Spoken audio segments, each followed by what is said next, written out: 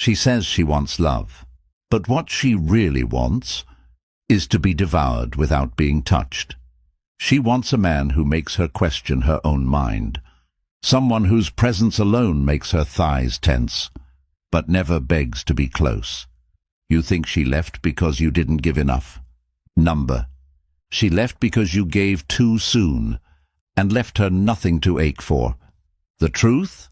Women fall in love with the man who lives just beyond the edge of their understanding, not because he's cruel, but because he feels dangerous to their ego and safe to their soul at the same time.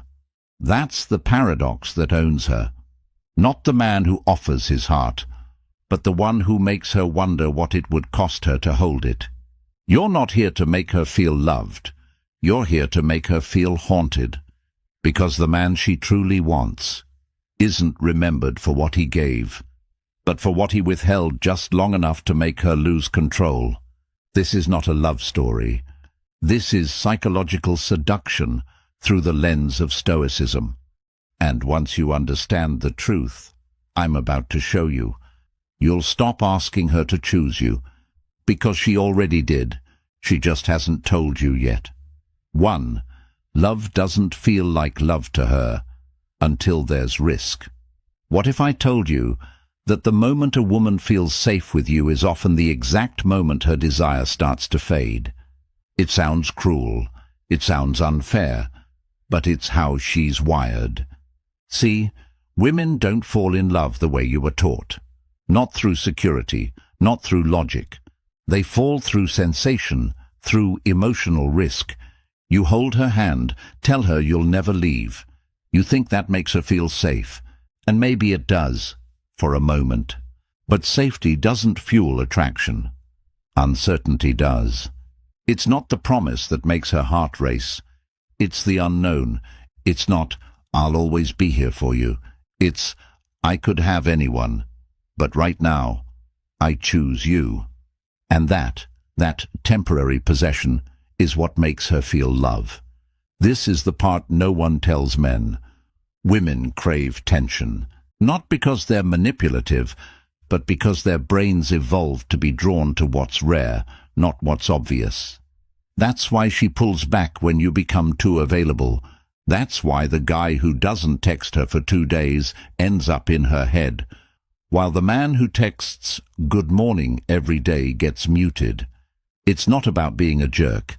It's about creating space for her desire to breathe. Because if she always knows where she stands with you, she doesn't have to feel. And feelings, especially uncertain ones, are what create obsession. Here's the twist. A woman doesn't want total control. She wants to feel chosen by a man who didn't need to choose her. That's what unlocks her deepest emotional core. Stoicism teaches us to control our emotions, not to become cold, but to become centered. So when she tests you, pulls away, goes quiet, you don't panic, you don't beg, you don't chase. You remain still, and in that stillness she senses something powerful. She senses that you are not here to be her emotional pet. You are here because you want to be, not because you need her validation.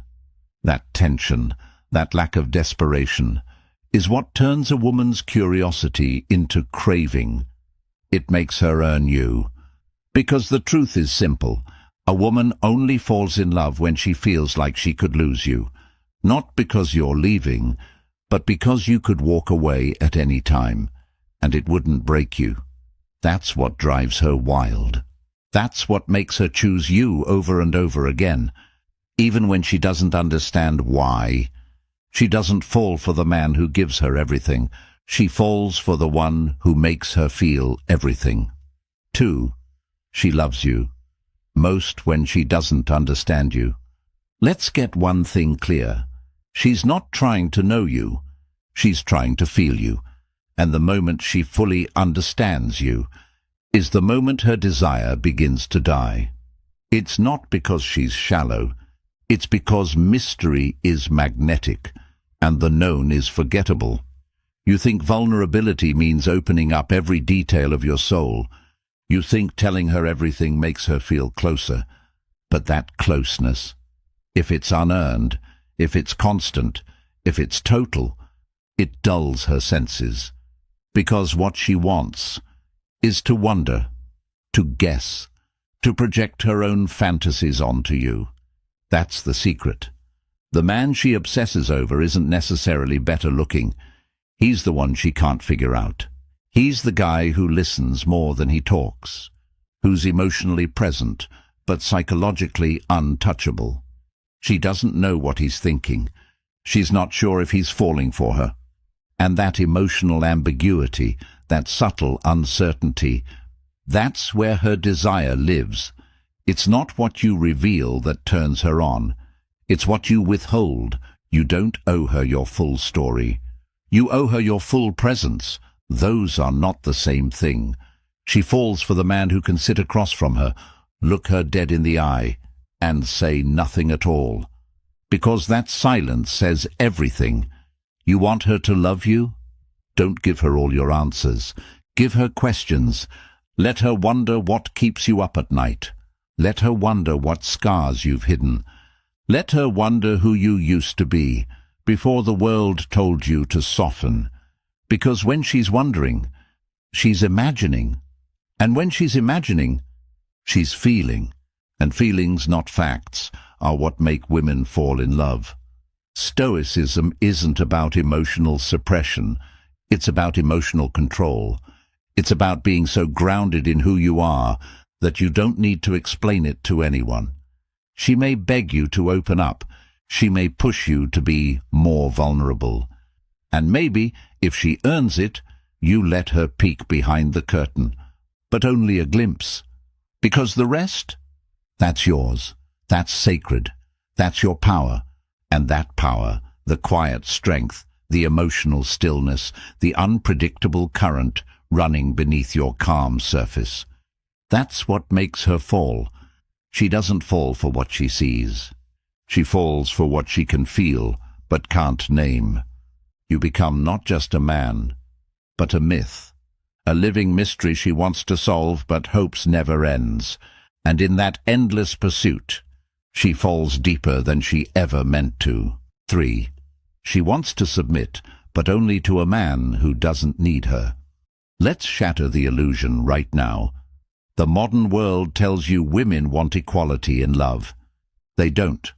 What they want, what they fantasize about, is to surrender to a man who doesn't need them, not a weak man who dominates to hide his fear, but a stoic man who leads with silence, certainty and purpose, a man who could walk away at any moment, but doesn't. Not because he needs her, but because he chooses her. That's the deepest desire inside a woman, to give herself completely, to someone who doesn't demand her, to someone who doesn't need her validation, her attention, or her constant affection, but still draws it out of her, without trying, because when a man doesn't need her, she knows he isn't playing games, he isn't performing, he isn't adjusting himself to be picked, he's living.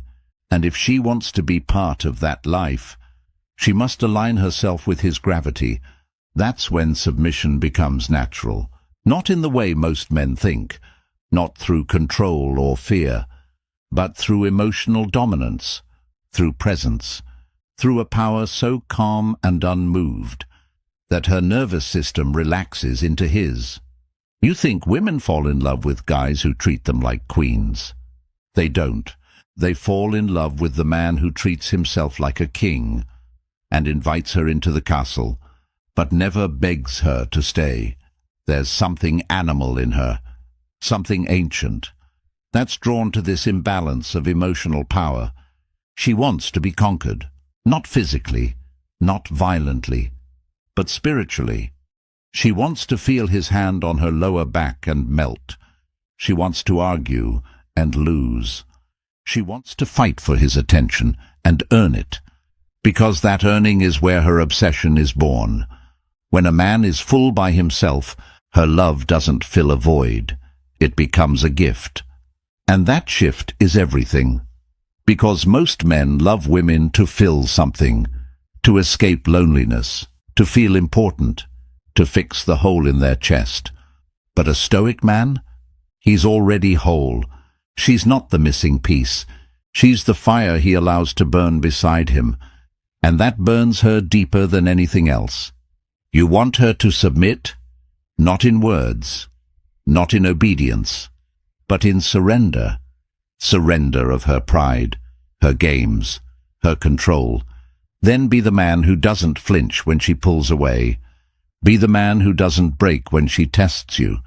Be the man whose value comes from his direction, not her attention.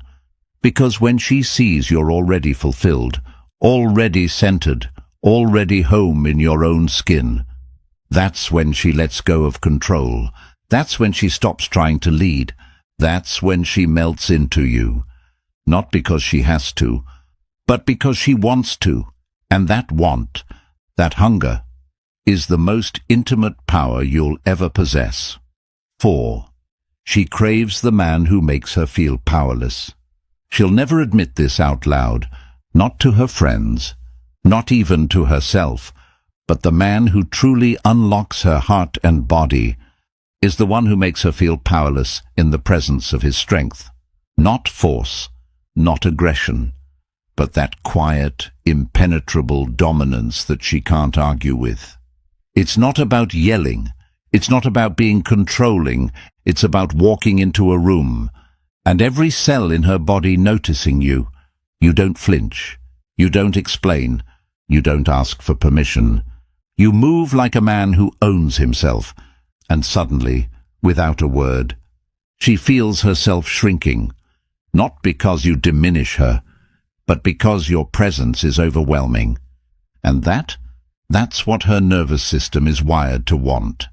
Whether she's a corporate CEO, a self-proclaimed feminist, or a soft-spoken romantic, every woman, in the deepest part of her psyche, wants to feel overpowered by someone she trusts. The man who walks like he doesn't need approval, the one who can say no without blinking, the one who doesn't fear her emotion but contains it. When you say, "Stop," she listens. When you say, "Come here," she obeys, without even knowing why. It's not magic. It's biological polarity. Her feminine energy wants to flow, but it can only flow when it finds a man strong enough to hold it. Not control it, hold it. Like a mountain holds the storm. Still, unmoved, present. This is what turns women on in ways they don't even understand. The man who makes decisions, who speaks with finality, who doesn't second-guess himself or check her face for approval. Because in that certainty, she relaxes, she softens, she stops leading, and starts feeling. And those feelings, they become devotion. But here's the secret. This kind of power isn't something you act. It's not alpha male cosplay. It's not pick-up tricks. It's real, and it comes from discipline, from purpose, from building yourself until you no longer need to be seen.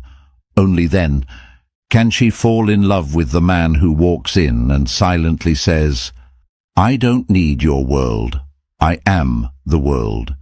She wants to drown in that kind of man, to surrender to that kind of gravity, to belong to that kind of depth, because when she feels powerless, not in fear but in fascination, that's when she feels most feminine, and that's when love becomes worship. 5. She'll leave the man who loves her for the one who understands her darkness. Every man wants to be the one she trusts, but the one she lusts for, that's the one who sees her darkness and doesn't flinch. You loved her, you protected her, you gave her safety, and yet she left. Why? Because she wasn't looking for someone to keep her warm.